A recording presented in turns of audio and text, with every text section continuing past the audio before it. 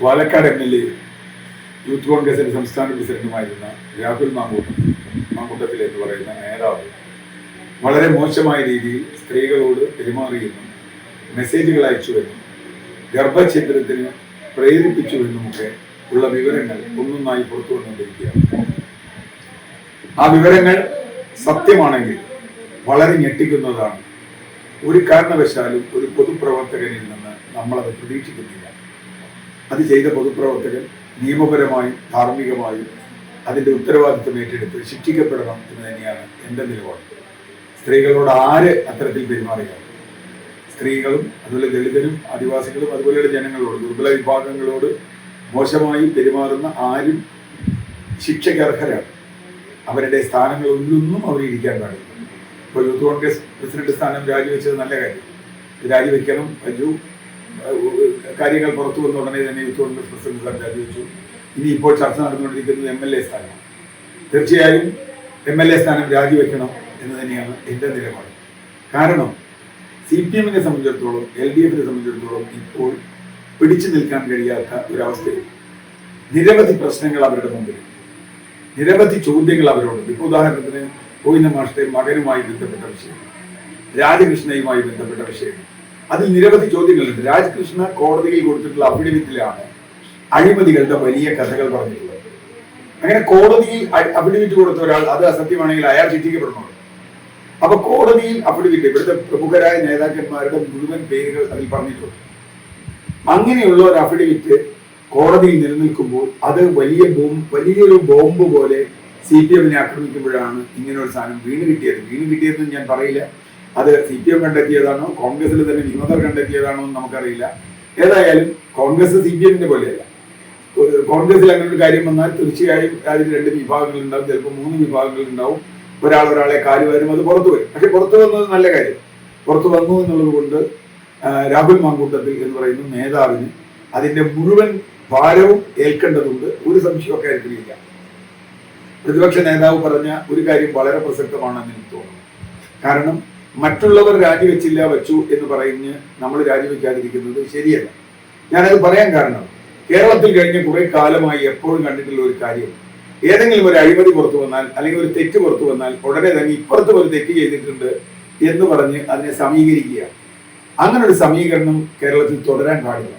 പ്രത്യേകിച്ചും രാഹുൽ ഗാന്ധി വലിയൊരു പോരാട്ടം അഖിലേന്ത്യാ തലത്തിൽ നടത്തിക്കൊണ്ടിരിക്കും. അങ്ങനെ നടത്തിക്കൊണ്ടിരിക്കുമ്പോൾ കോൺഗ്രസിന്റെ ഏറ്റവും പ്രധാനപ്പെട്ട കേന്ദ്രങ്ങളിൽ ഒന്നാണ് കേരളം. കേരളത്തിൽ അങ്ങനെ ഒരു ദൗർബല്യം ഉണ്ടാവാൻ പാടില്ല.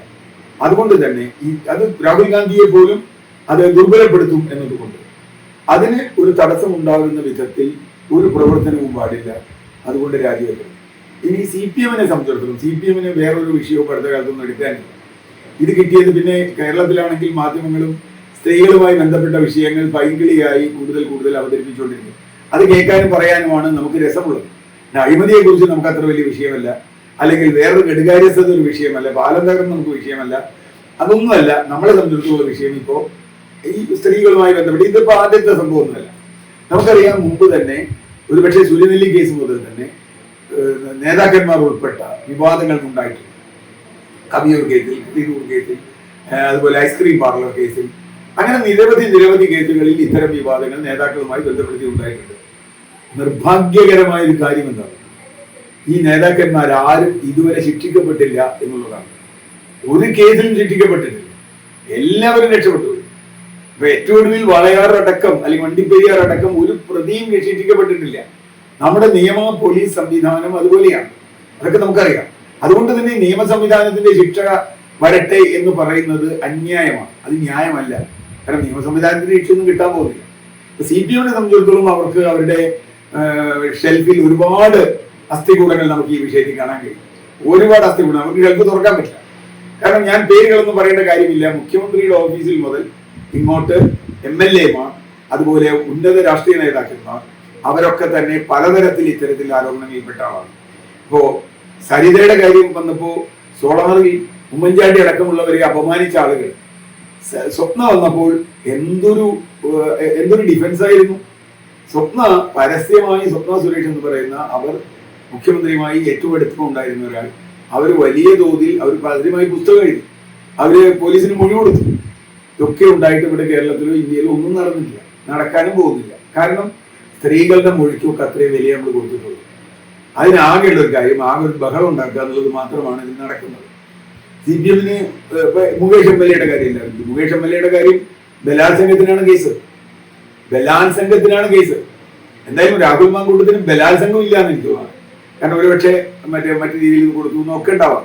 ഒരു സ്ത്രീ ഗർഭവതിയാണെങ്കിൽ അത് കൺസെന്റോട് കൂടിയാണ് ഗർഭം ധരിക്കുക, അല്ലാണ്ട് കൺസെന്റ് ഇല്ലാതെ ഒരു പക്ഷെ പറഞ്ഞ് പ്രലോഭിപ്പിച്ചിട്ടാവാം. അവരെ ഇപ്പൊ ഭീഷണിപ്പെടുത്തി എന്ന് പറയുന്നു. അതൊക്കെ നടക്കട്ടെ. ഞാനതിന്റെ നിയമത്തിന്റെ അവസാനത്തെ പഴുത് വരെ ഉപയോഗിച്ച് ഇത്തരം കുറ്റവാളികൾ ഏത് പാർട്ടിക്കാരായാലും ശിക്ഷിക്കപ്പെടും എന്ന് ഉറപ്പാക്കേണ്ടത് സർക്കാരിന്റെ ബാധ്യതയാണ്. അത് ഏത് പാർട്ടിയുടെ സർക്കാരല്ല. പക്ഷേ നമ്മുടെ സർക്കാരുകൾ ഒന്നും ചെയ്തിട്ടില്ല. ഇപ്പൊ ഹേമ കമ്മിറ്റി റിപ്പോർട്ട് കൊടുത്തു, എത്ര ആളുകൾക്കെതിരെ ആരോപണം. അവരൊക്കെ വലിയ ഉന്നത സ്ഥാനങ്ങളിൽ ഇരിക്കുക. സിനിമാ മേഖലയിലും രാഷ്ട്രീയ മേഖലയിലും മറ്റ് മേഖലകളിലും വളരെ ഉന്നത സ്ഥാനത്തിരിക്കുകയാണ്. ഒരു നടപടിയും ഇവിടെ ഉണ്ടായിട്ടില്ല. അപ്പൊ അത് പിന്നെ പരാതി കൊടുത്തില്ല. ഈ കേസിൽ പരാതി കൊടുത്തു ആരെങ്കിലും എന്ന് എനിക്കറിയില്ല. ഈ കേസിൽ ആരെങ്കിലും പരാതി കൊടുത്തിട്ടുണ്ടോ? ഇല്ല എന്നാണ് ഞാൻ മനസ്സിലാക്കുന്നത്. ഇപ്പോ CPM നേതാക്കൾക്കെതിരായ കേസ് അവർ പരാതി പോലീസിന് കിട്ടിയില്ല, അതുകൊണ്ട് ഞങ്ങൾ അന്വേഷിക്കുന്നില്ല. ഇപ്പോഴും പോലീസിന് പരാതി ഇല്ല എന്നാണ് ഞാൻ മനസ്സിലാക്കുന്നത്. സ്വമേധയാ കേസെടുക്കാൻ മുമ്പ് എടുക്കായിരുന്നു. PK ശശിക്കെതിരെ സ്വമേധയാ കേസെടുക്കായിരുന്നില്ലേ?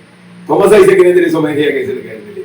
കടകംപള്ളി സുരേന്ദ്രൻ ഇവനെ വീട്ടിൽ കയറ്റാൻ കൊള്ളില്ല എന്ന് സ്വപ്നം എഴുതി, അയാൾക്കെതിരെ കേസെടുക്കായിരുന്നില്ല? അവരൊക്കെ മാന്യമാരെ നടക്കുകയല്ലേ. പക്ഷെ അതൊന്നും രാഹുൽ മാങ്കൂട്ടത്തിലിന്റെ ഇതുമായി ഞാൻ പറയുന്നില്ല. കാരണം അങ്ങനെ അതുപോലെ ആവാനല്ലല്ലോ ഇവരെ നമ്മൾ കാണുന്നത്.